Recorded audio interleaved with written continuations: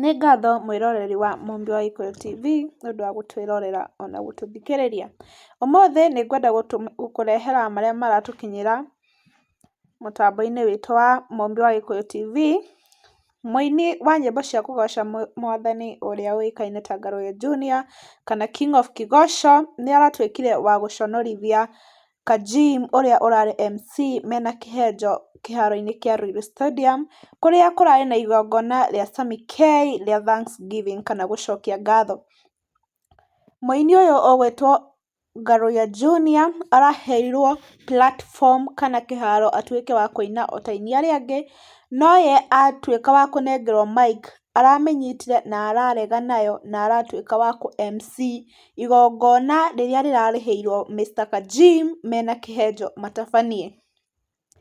Kũrĩ o ũguo aikari a Ruiru matinakena, ona arĩa mararĩ kuo hamwe na nenda na arĩa maratabanagia matinakenio nĩ ũndũ ũcio, na aikari a Ruiru nĩ mararakaririo nĩ ndeto ĩyo mũno mũno na mararemwo nginya nĩ gũthiĩ na mbere.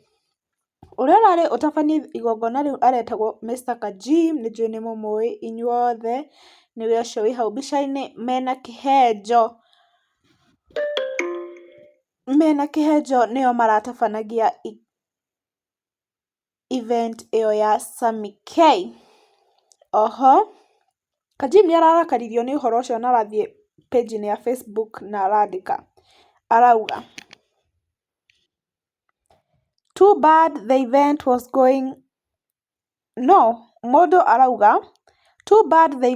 going on.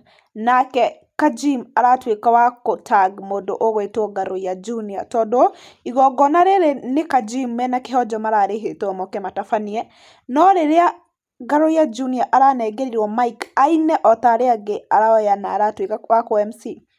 Nake mũndũ ũngĩ ũtanakenio nĩ mĩtugo yake aratuĩka wa kuuga atĩrĩrĩ, Ngaruiya Junior was invited to perform on the stage just like other musicians and he ended up bulldozing his way against the two MCs for the event.